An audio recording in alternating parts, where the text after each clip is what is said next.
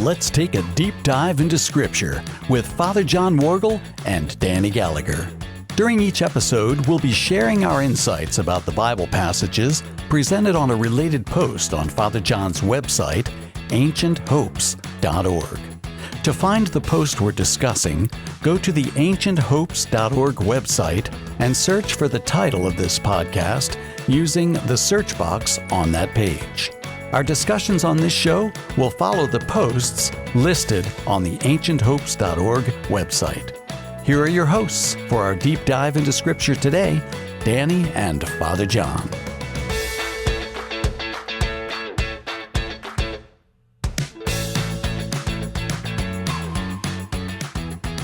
Hello, everybody, and welcome back to another Deep Dive into Scripture podcast and radio show. I'm in the studio, Danny Gallagher, and I'm here with Father John. How you doing, Father John Worgel? You know, I'm really looking forward to this one. This is a real fun one. Well, it's a very interesting relationship that these two guys here. So these are Isaac's sons, Jacob and Esau. That's right. And they got a weird relationship. That's from the typical beginning. Brothers. Yes, from the beginning. Yes. So you can go ahead and talk about that. I thought it was a great story. Make sure people read the post on ancienthopes.org and go ahead and well, into you know, it. I thought I'd just go. I'm going to go through the Hebrew with you, so it's going to be a clunky translation. Oh, great! Can't wait. But I'll just go with a phrase, and we'll just go back and forth on it. Okay, sounds good. Okay, so we see that Yitzhak, which means laughter, right? Yes. He's God's precious gift to Abraham and Sarah and to the world, really, when we see how this all opens up for us. Right, and they laughed like crazy when God told them they were going to get pregnant. Impossible, right? Yes. Right. Okay, so so you got Rebecca. Okay, and let's see here in verse 21, Yitzhak. He prayed to Yahweh in behalf of his wife, for she was barren. What motif is this? This is, throughout Scripture. What? The barren wife motif. Okay. We just saw it really, with we just Abraham, made that up, right? Yeah. Oh, yeah, of course. Yeah. Yeah, this keeps on going on and on and on. I mean, we see it also into the New Testament. Oh, sure. Right? Yeah. It's just, I have a hard time because it didn't happen with Adam and Eve. So it's like, oh, that's right. You know what I mean? That's a hard question. Okay. I know, but I'm just saying that, it doesn't go all the way back. Okay, you got it. Okay. Well, yeah, right. And of course, you've got supernatural birth. Yes. And of course, ultimately, this motif is fulfilled in Jesus because that's the ultimate supernatural birth. Right, of course. Yeah. Yeah. So this motif is huge, in the Scripture. So Yahweh, he heard the prayer. Okay, and she conceived. And what happens, verse 22, I love this. The children were struggling. They were fighting. They were really making a scene in there. Right, yeah. The word there is ratat. In Hebrew, it sounds like it's something crazy is going on. So much so, she said, she inquires the Lord, what's going on here? Yeah. What's happening to me? Okay. Well, she didn't know it was twins, right? Well, yeah. At that point, she wouldn't. Of course not. Yeah. So what's going on with me? That was a real question. Good heavens, is there a monster in here? Yeah, exactly. Yeah. If this is more than one baby, no, what? Yeah, that would probably, Well, they would have known about twins, of course, because other people had them. But they wouldn't have known that she was going to have a set of twins. That's what happens here because God tells her what's happening. Okay, he says, okay, you have two nations are in your belly. Okay. Right. Okay, wow. He couldn't just say, you have twins. He had to say, there are two nations. That's right. Come on. There are two peoples, okay? Right, yeah. They're going to be taken out of you, separated from you. And then we've got this phrase, okay? The one shall be stronger than the other. That's not so shocking, but what's shocking is this. The greater will serve the younger. Yeah, okay. That's a... What motif is this one, Danny? This is... Don't make me do that. This is the reversals motif. Oh, my gosh. Okay, now we've talked... How was I supposed to know that? Well... Because God is always going contrary to human expectation. Yes, because humans are always thinking in terms pride, power, all that sort of thing. And of course, the firstborn motif in Genesis, it's scandalous all the way through from the beginning to the end. Because if you look at all the firstborns, none of them have precedence in the whole thing. Yes, in a culture, Danny, where everybody assumed that the firstborn was the top dog. The one that's going to be primary, the heir. Sure, that's right. And all society is built upon that whole structure of inheritance. But this is scandalous. Okay, so that's what they would have, as soon as they heard this, they said, wow. Or, she heard this, or, this is not the way it should go. Yeah. Okay. I do have one more thing to say about twins. So when Claire and Colleen were born, they're our set of twins. Oh, you do? I didn't. We have a set. For some, I missed that. Okay, go ahead. So I do remember that. Now we knew, of course, that it was twins. Right. But I do remember that they were battling in there. It's true. I mean, I just think that two babies are battling for space, Yeah. And I do also remember that the doctor said, wow, this one twin is a lot bigger than the other one. I mean, they were like winning the battle of who's getting fed more, kind of thing. So it was really... They get along now? Oh, yeah, of course, yes. Yeah, they get along great. They didn't, okay. This turns out different. Right, exactly. Okay. So when the days came for the film, for her to have the child, okay, and the first one, this is cool in Hebrew, okay, came out admoni, okay, which is the word red, okay, red, all over, like a woolly blanket. Yeah, that is a weird description. Do you know what I think of when I see this description? At least there used to be, these magazines that would be by the grocery, in the grocery store, right? Where they'd have these pictures of these weird-looking babies and stuff like that. Well, any kind of weird thing. A mother who gave birth to an orangutan or something like that. Exactly. I can't believe people. Do they still have those things? They do, yeah. Okay. Tabloids, yeah. Well, that's what I get here from looking at this, okay? And so she called his name Esau. Esau is another word for red. Okay. Yeah. A lot of people call it, hey, red. Yeah. Okay. Well, red hair. Irish red hair. They used to, call people, redheads or whatever. Yeah, red. For sure. Yeah. Okay. Now after this, his brother came out, but his hand was grasping onto the heel of Esau, and so therefore they called him Yaakov. Okay. The heel is a cave. Okay. Yeah. So his name was Heel. I mean, that is not a good name. No, right. No. As a matter of fact, I think in English we actually used that. Back in the old days, we don't do that now. But he's a heel. Yes. Have you ever heard that before? Oh, absolutely. Yeah, for sure. And in books, things like that. Yeah. Yeah. And I agree that probably wasn't a very good term for that guy. Yeah, right. That kid. So we got this guy who's all red and hairy. Okay, and then you got the heel. Yeah. Right.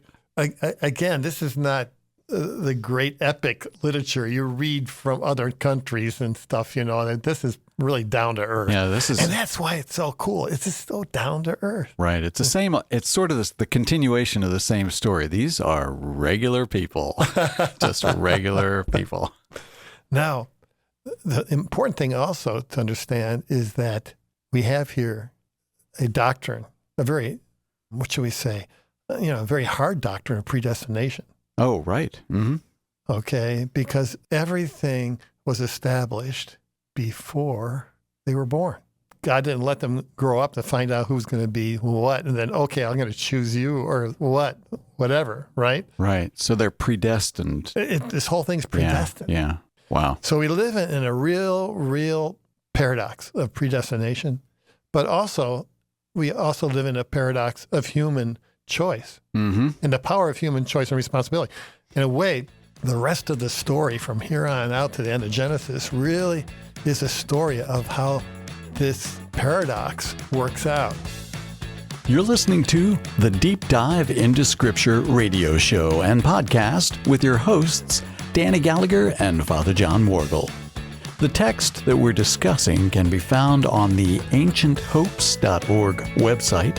Then use the search box to find the post with the same title as this podcast. let's get back to our show with Danny and Father John.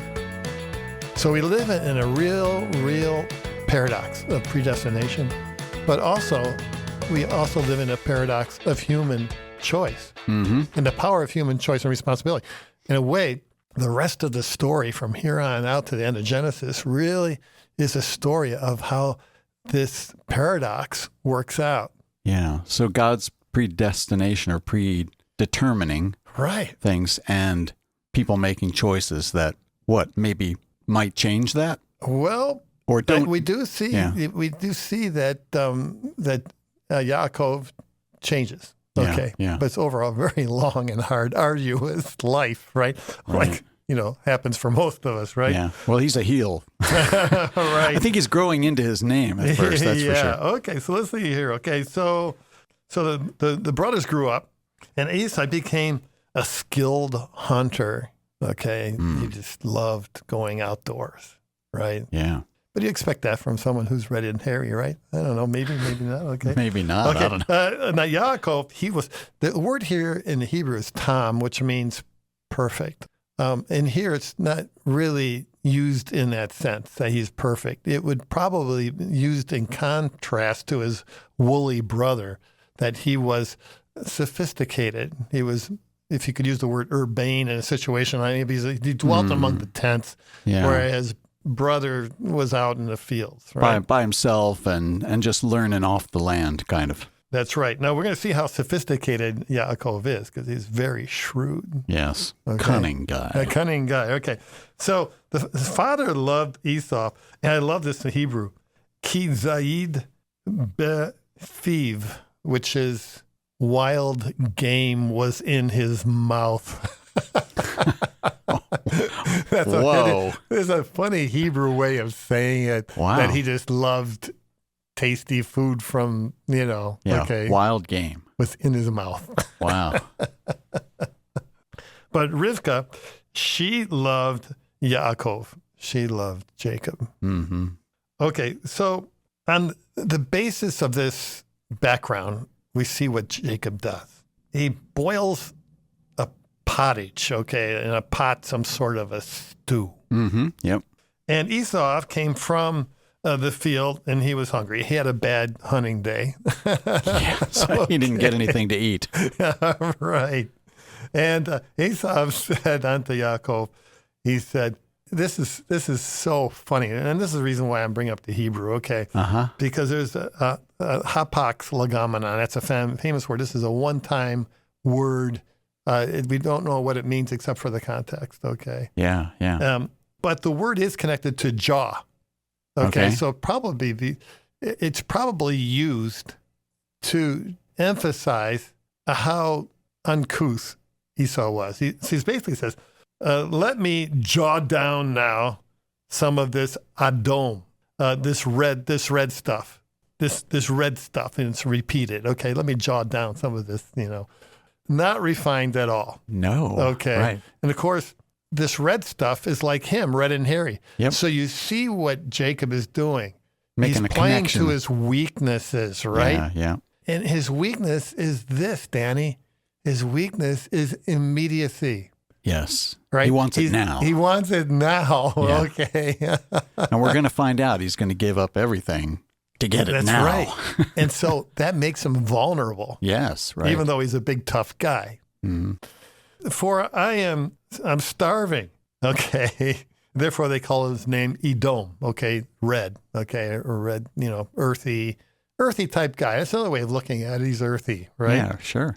The farthest thing from spiritual or heavenly, right? Right. Didn't seem to care about that much. No. So Yaakov said, sell me right now your birthright.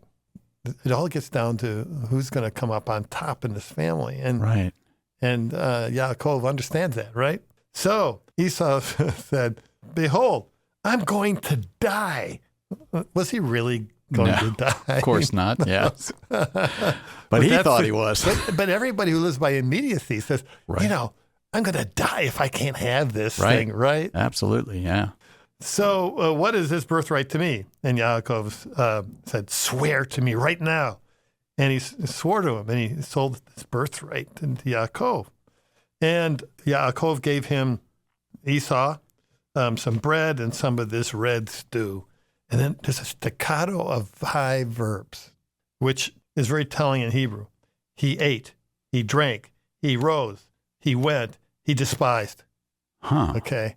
Now, the staccato just emphasizes his immediacy, the quickness of his actions, the thoughtlessness behind it. Right, yeah. Right. He's doing things without any thought, without any consideration.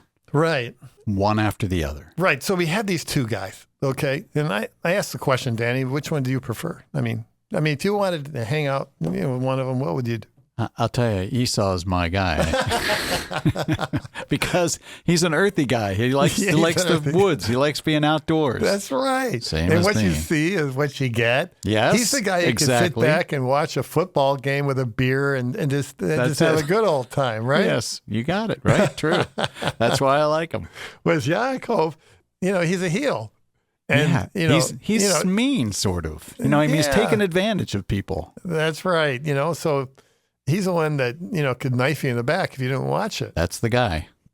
Now, this is a problem in a way, because if you look at the church fathers, they almost sort of see Yaakov from the beginning as God's man. You know what I mean? Yeah. He's the chosen one.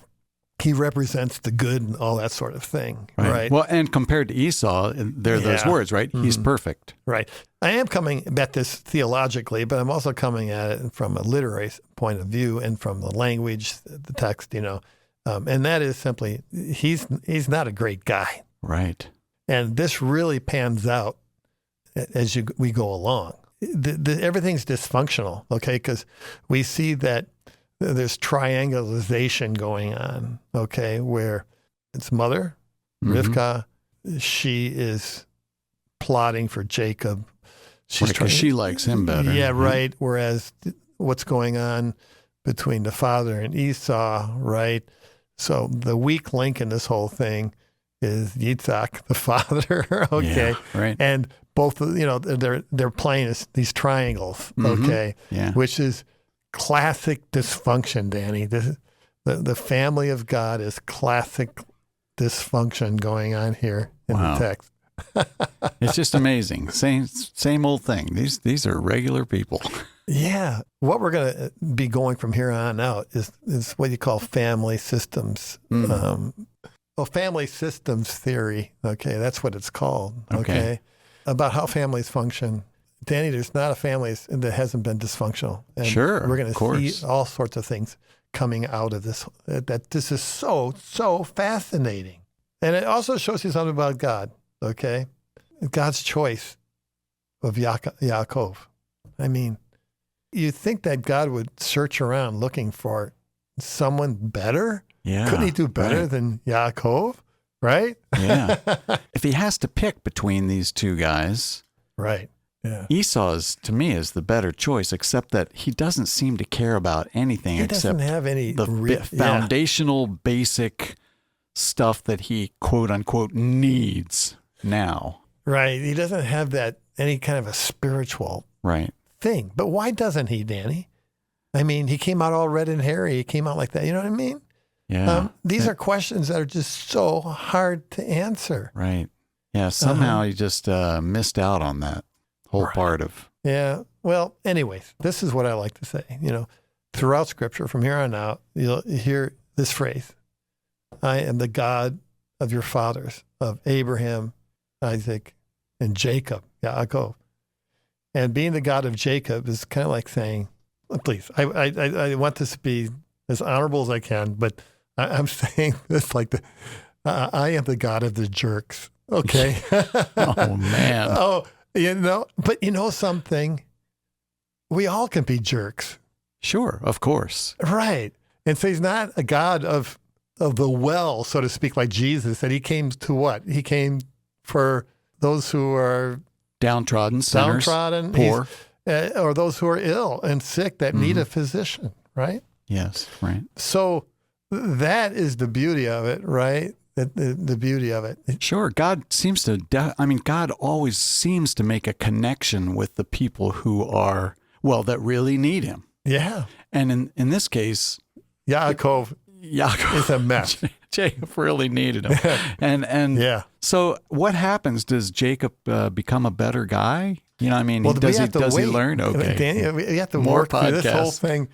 This is going to take a number of months. Okay. But that's okay. I mean, Yeah, each it's one great. of these things, each section of scriptures is so fascinating. So anyways. Good. Okay, so it's great to hear the beginning of the story. This is the very beginning. And we'll continue on yeah. from here. Okay, great. Thanks so much for coming in. Okay, God bless. Bye. See you next time on Deep Dive into Scripture.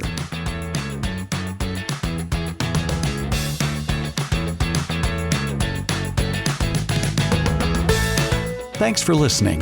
Please go to ancienthopes.org and the Books of the Bible links on that page for related posts from Father John. You can find more episodes of this show on the WSJF podcast server or on the Apple and Spotify podcast services. See you next time when we take another deep dive into Scripture. Don't forget this week to open that Bible and dive right in.